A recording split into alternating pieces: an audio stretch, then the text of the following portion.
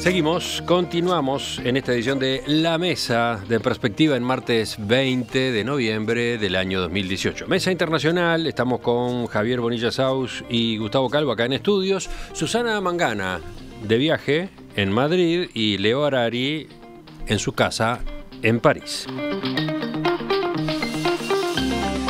Cambiamos de escenario, ahora vamos a México. Allí se vive un clima de polarización e incertidumbre ante los primeros anuncios del presidente electo Andrés Manuel López Obrador, que ustedes saben asumirá el próximo 1 de diciembre. Los choques comenzaron luego de que López Obrador cancelara la construcción del nuevo aeropuerto de la Ciudad de México, luego de una consulta popular que, según la oposición, no tenía ninguna garantía electoral. La decisión generó protestas a favor del nuevo aeropuerto, pero también, por otro lado, movilizó a los militantes de López Obrador. Desde entonces, los dos bandos se enfrentan en intensos debates y discusiones, especialmente en Twitter. Con frecuencia, el lenguaje termina siendo discriminatorio y clasista. Junto con la cancelación de las obras del aeropuerto, López Obrador anunció la realización de una nueva consulta popular para resolver si se construye el llamado Tren Maya, un proyecto millonario para fomentar el desarrollo en la península de Yucatán.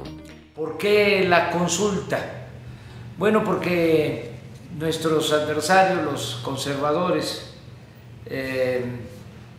me están convocando a que yo consulte, a que yo pregunte sobre todo. Se quedaron molestos por lo de la consulta del aeropuerto y piensan que vamos a usar este mecanismo, este método, solo para lo que nos conviene y no se le va a consultar en todo a los ciudadanos. Les diría que en casi todo lo que amerite va a ser consultado. Esta noticia terminó por inquietar a empresarios e inversionistas al punto que provocó una caída en la bolsa. Después de varios choques con el sector privado, López Obrador anunció el jueves la creación de un consejo de asesores integrado por algunos de los mayores empresarios del país. Bueno, vamos, ¿quién quería tratar este tema? ¿Quién empieza? Tú, dale, Javier. Me gustó eso de nuestros adversarios, los conservadores. Sí. Una forma de asumir una esencia revolucionaria radical. Emiliano, tú enunciabas dos de los grandes hitos que dispararon el cuestionamiento y la problemática política coyuntural hoy previa a la asunción de la presidencia. Me parece que te faltó una, que es que también de manera previa a su asunción como autoridad, porque hasta el momento es un presidente electo, decidió intervenir a través de un senador de su partido en la regulación de las tasas que cobran las bancas, el sistema financiero mexicano en todo su lo cual es también una no sé si intromisión, digo, si se hace jurídicamente correcto, dentro de las competencias de quien corresponda. Pero creo que la caída de la bolsa respondió más a las nuevas medidas del futuro presidente, porque después de la suspensión del aeropuerto viene el tema de las tasas. Y con respecto al Tren Maya, bueno, es una idea, digamos, absolutamente abstracta, no hay un medio estudio de nada, no se sabe de qué se trata, y además, yo conozco un poco la región, sería se me ocurre a mí que desde el punto de vista ambiental sería una cosa realmente o muy complicada de hacer o de alguna manera quizá catastrófica, ¿no? Porque se hablaba de que en Texcoco el aeropuerto iba a causar problemas. Texcoco es una especie de desierto que estaba lleno además de habitaciones de los sectores más pobres de la Ciudad de México. La zona donde se iba a construir el nuevo aeropuerto. Ahora este tren va a atravesar la selva maya, en Yucatán, o sea que estamos en un mundo realmente onírico, ¿no? Gustavo. Sí, a mí me parece que podemos entrar en detalle en cada uno de los temas de los que ha hablado, porque como bien dice Javier, digamos, hasta el 1 de diciembre es un presidente electo declarando sus intenciones. De alguna manera, Obrador es un populista de izquierda de manual, es decir, eso es lo que estamos viendo. Es decir, ha polarizado un poco la discusión entre ellos y nosotros, los chairos contra los fifis, como se dice ahora en México, nuestros adversarios, los conservadores. Los chairos son los seguidores de López Obrador, ¿no? Entendiendo por los chairos a militantes de izquierdas o gente preocupada por las situación social, que en definitiva terminan hiperideologizados y bueno, se le adjudica el término en forma peyorativa desde hace unas semanas. ¿Y los opositores a López Obrador son los fifis o fifis? Porque acá utilizamos a veces la expresión fifis. Yo lo escuché en Televisa como fifis. Fifis. Pero puede ser fifis, no sé, no entré en detalle con ese término. Digamos que deberíamos haber aprendido en Latinoamérica y en el mundo en general que, bueno, los populismos también tienen sus límites. Es decir, si yo planteo de alguna manera consultas que las hago en base a la interna de mi partido, con un aparato propio, sin fiscalización electoral, y esas consultas les doy un carácter resolutivo para las políticas que yo voy a aplicar, no es serio, es decir, es un perfil bastante demagógico el hacerlo. Lo mismo va a suceder con este tren, que también se va a hacer una consulta ahora sobre fines de noviembre. Lo que pasa es que ahí nos pone un poco en un brete, es decir, el tren de alguna forma va a tener una mano de obra aplicada, puede ser una actividad de desarrollo interesante, pero no hay, como decía Javier, ningún tipo de análisis ni estudios al respecto, es simplemente una intención. Lo que sucedió con el aeropuerto quizás pueda tener su base. Nosotros tuvimos en una mesa una discusión sobre ese tema y me parece cada día más claro que es una inversión que había que llevar a término, porque ahora los costos de suspenderla y de tomar la otra alternativa son más altos. Además, está provocando ya a nivel internacional y en el ámbito financiero, que es un ámbito que ningún presidente puede descuidar, ¿tá? Calificadoras como Fitch ya bajó la calificación de México. Regular de por sí ante sí las comisiones bancarias es algo que hay que hacerlo manteniendo un equilibrio en la economía, no como una especie de bandera. Es un gesto para de barricada, digamos. Es decir, me parece que debería López Obrador, no sé, obviamente lo estamos viendo desde muy lejos, matizar un poco algún tipo de propuesta en base a estudios profesionales, en base a un respaldo intelectual un poco más serio, y bueno, quizás ahí se encuentre con que son muchas las ideas que puede llevar a cabo, pero no de esta manera. Leo Harari. A mí me parece que López Obrador no es un Bolsonaro de izquierda, es un político que está en política desde hace décadas, que ha tomado puestos de responsabilidad electa muy importantes, creo que fue el alcalde de México y tuvo puestos a nivel del Poder Ejecutivo en otros momentos también, y que no está en su primera tratando de ver lo que hace. Ese es un punto. Segundo punto, yo creo que en todos los procesos electorales pasa lo mismo. Una vez que terminan las elecciones hay una inercia de campaña. Las fuerzas políticas siguen manteniendo la agitación en sus bases y siguen con el empujón que tenían durante la campaña electoral. Y luego entran en el mundo real de tener que negociar con las otras fuerzas para hacer algo que sea posible de llevar adelante. Es lo que estamos viendo cuando se está reuniendo con los grandes empresarios, etc. Tercer punto, no se la van a hacer fácil.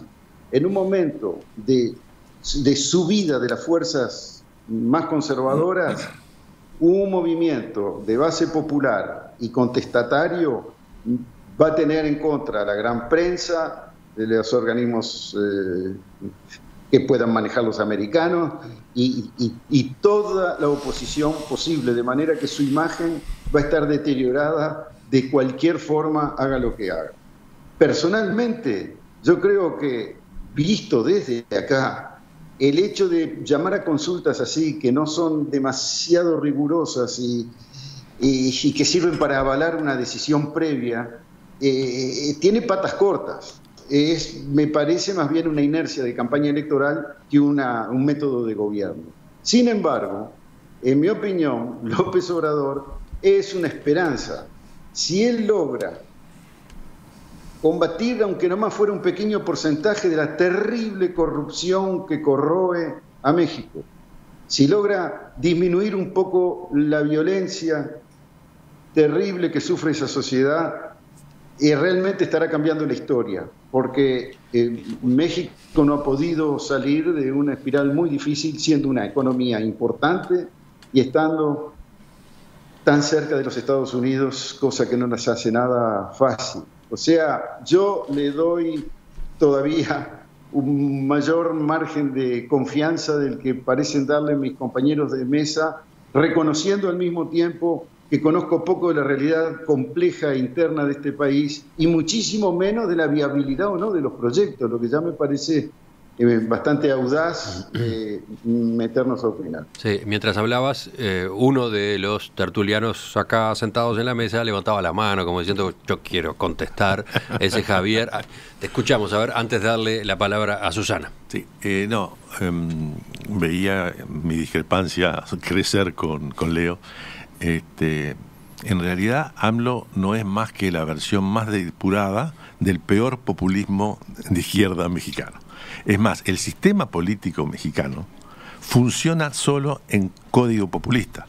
Con la excepción de un pequeño partido que fue de origen católico, que era el PAN, en realidad todo el sistema funciona dentro del populismo. O sea que negarle la categoría de populismo a AMLO es negar una historia que arranca en 1929, que es cuando se acuerda el final, o por lo menos la detención de la Revolución Mexicana. No hay forma de escapar del populismo en México, nadie. Además, este señor tiene una historia. Todo lo que le conocemos no es bueno, y además, para agregar el tema de la violencia, los presidentes anteriores hicieron cosas mamarrachescas, en particular el presidente Calderón, que venía del PAN, del Partido Oeste de origen católico. Luego Peña Nieto siguió haciendo cosas mamarrachescas, y lo que está anunciando López Obrador es volver a poner bajo el control de las Fuerzas Armadas sectores de la policía, todo lo que es el aparato civil, digamos, de represión, dejarlo sometido dentro del sistema, dentro de la parte militar. En principio... Estás hablando de otra de las medidas de López Obrador. Sí, que no hemos hablado todavía, porque está militarizando el país. Si eso tranquiliza a Leo, yo me alegro por él, a mí no. Y aclaremos, es un anuncio que contradice posiciones anteriores de la campaña, ¿no? Todo contrario a lo que dijo durante la campaña. Además, abonado por una reforma constitucional que lo perpetúa. Bueno, volvemos a Susana, la escuchamos desde Madrid. Bien, yo no sé si se me escucha a mí tan bien como se escucha yo a vosotros. Quizás voy a ser la nota un poco discordante, en algunos aspectos más cercana a Leo.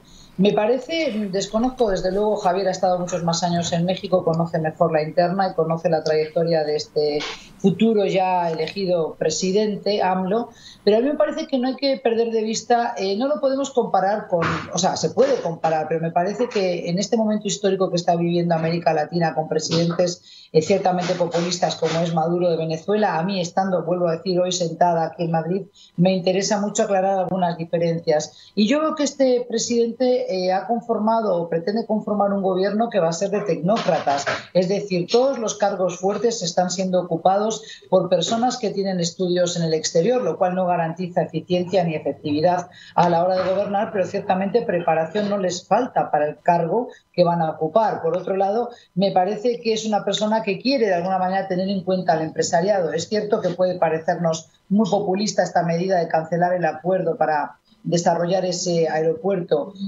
otro aeropuerto internacional más en el DF, pero también creo que es importante recordar que hay otros aeropuertos que están siendo hoy evaluados, como es un aeropuerto militar que se había dejado de utilizar. Justamente se ha pedido respaldo a Francia para que sea una empresa francesa que se dedica a estas grandes obras públicas la que pueda dirimir o pueda dictaminar si realmente esas pistas estarían recuperables para ese otro aeropuerto que necesita la capital del país. A mí me parece que no es algo imprudente el decir, antes de lanzarnos a seguir construyendo, a seguir generando beneficios para las ricas empresas de México, y sabemos el nivel de corrupción que existe allí, me parece prudente decir vamos a paralizar esas obras y ver si es necesario construir otro aeropuerto o si en cambio se pueden reducir los gastos y utilizar otro que ya está en marcha. A mí me parece que eso no es descabellado del todo. Lo otro que a mí me parece que es importante recordar... A ver, un segundo, porque por lo que venías diciendo recién, levantaba la mano Javier, ¿qué venías a aclarar? No, simplemente que... a propósito de la referencia a Francia. A Francia, sí. Francia fue consultada y se le pidieron referencias de empresas que tuviesen experiencia en construcción de aeropuertos. Y la Embajada de Francia en México se encargó de dejar muy claro que esa fue su única intervención. Ajá. Nada, quería dejar eso porque Francia no tiene nada que ver en esto. Seguimos contigo, Susana. Lo sabemos, sí, eso estaba ya dicho, es decir, es una empresa, no el gobierno, el que estaría. En cualquier caso, un gobierno no está habilitado para o no es su función hacerlo. Lo que yo quería destacar es que nos pueden parecer medidas populistas, pero me parece que es un hombre que quiere dar un giro, debe darle un giro a la política doméstica de México, un país que es una economía, la segunda más fuerte a nivel de Latinoamérica, un pueblo que ese sí creo que todos coincidimos que es un pueblo muy sufrido. Yo conozco más bien la parte académica, por lo que me toca, profesores muy preparados, con años de estudio tanto dentro como fuera. Como vuelvo a decir, me parece que hay que darle un voto de esperanza. Evidentemente va a tener presiones muy fuertes, sobre todo del mundo empresarial, sobre todo también de los carteles de la droga, es decir, del narcotráfico. Y yo creo que esa militarización de México, por más que en Uruguay nos suene excesiva, estamos en un momento tal en que combatir esas redes criminales que operan no solo dentro del país, sino que tienen una, digamos, traslación transnacional, se dice hoy, que operan y tienen vasos comunicantes con agrupaciones incluso clandestinas, vale decir agrupaciones terroristas, por ejemplo en África, es algo que yo estudio, en la zona del Sahel, lo que divide el Magreb, el norte de África, de la zona subsahariana, con vínculos justamente con aquellos que después utilizan el dinero que los narcos mexicanos o los colombianos pagan para hacer llegar su droga a través de la ruta del Atlántico hacia Europa. A mí me parece importante darnos cuenta del tamaño desafío que tienen no solo AMLO, sino otros presidentes que hubiera podido haber antes que él. Yo creo que, como dice ahí sí Leo,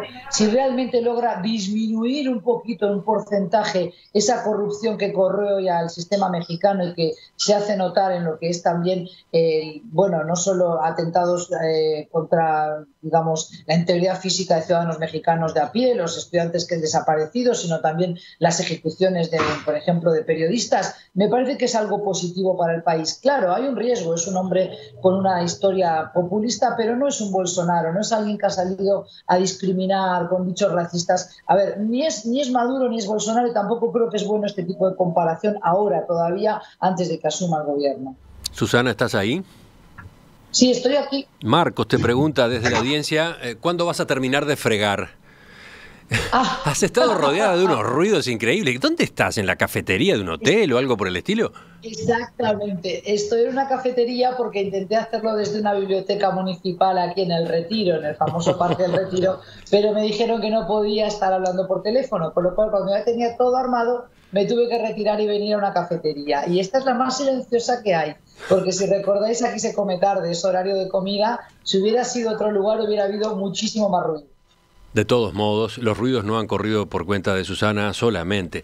No sé si se registró en los micrófonos, pero Javier tuvo un incidente con Siri. Sí, apareció la señora de Siri. En su teléfono, Siri le hablaba. Y fue gracioso el incidente, porque en un momento le preguntaba, no sé dónde te encuentras, Javier. Una cosa así, ¿no? La tenías desconcertada, Siri. Totalmente abandonada. ¿Aclaraste la situación? Sí, ahora cuando termine más...